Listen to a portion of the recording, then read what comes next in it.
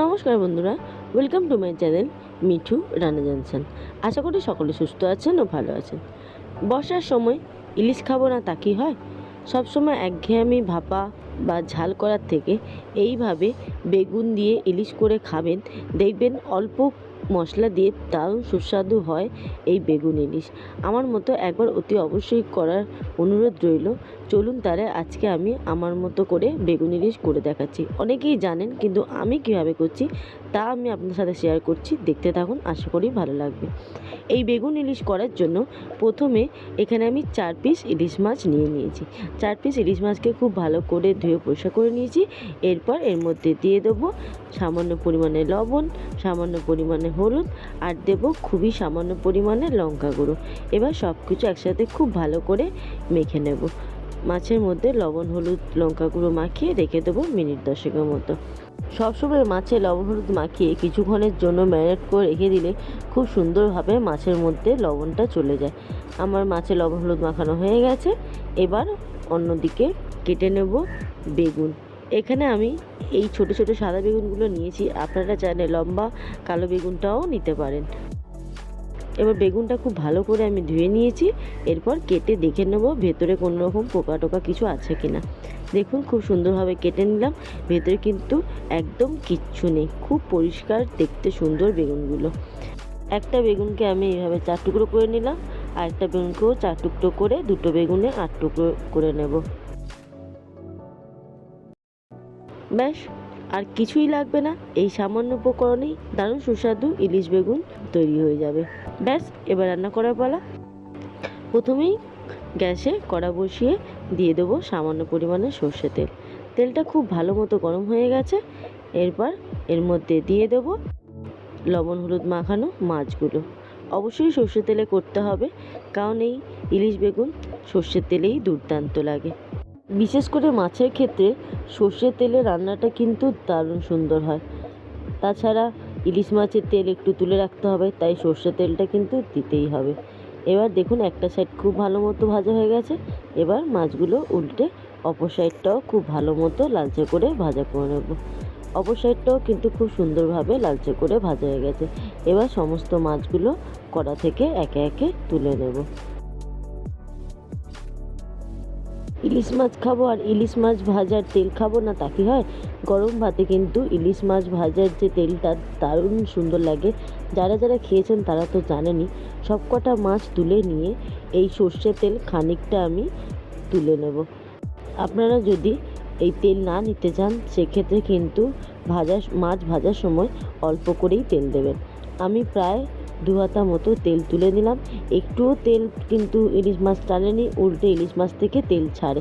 কতটা পরিমাণ তেল বেড়ে গেছিলো আশা করি আপনারা দেখেই বুঝতে পেরেছিলেন।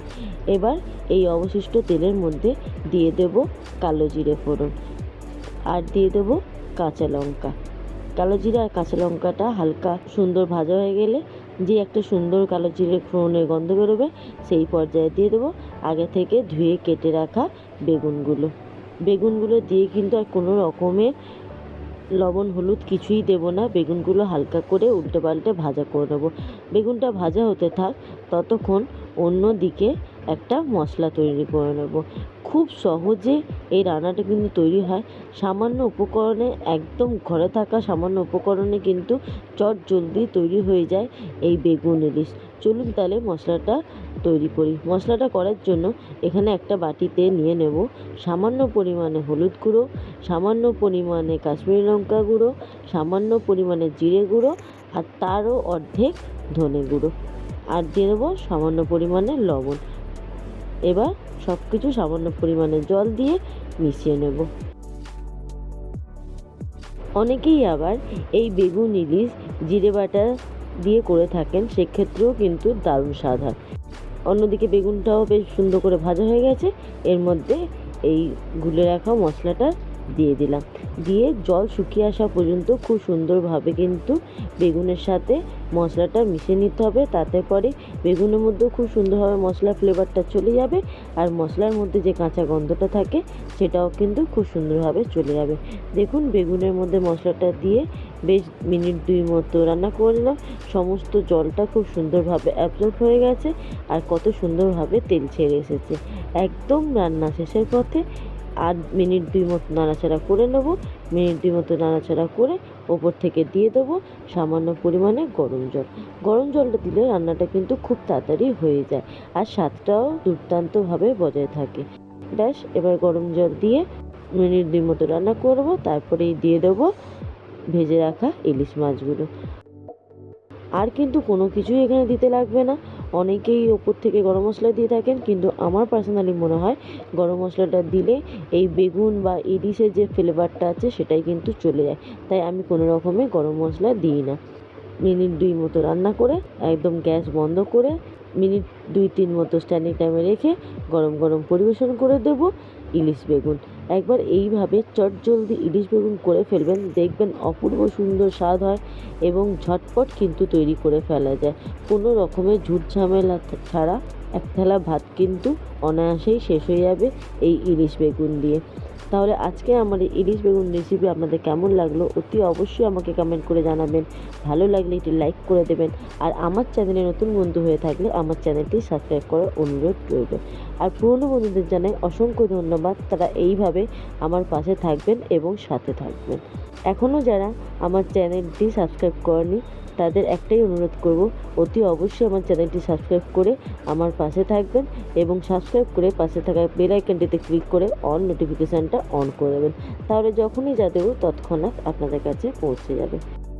আজ তাহলে আসি, খুব শীঘ্রই দেখা হবে আরেকটি দুর্দান্ত কোনো নতুন রেসিপি নিয়ে। ততক্ষণ ভালো থাকবেন, সুস্থ থাকবেন এবং সাবধানে থাকবেন, আর এইভাবেই আমার পাশে থাকবেন। এতক্ষণ আমার সাথে থাকার জন্য অসংখ্য ধন্যবাদ।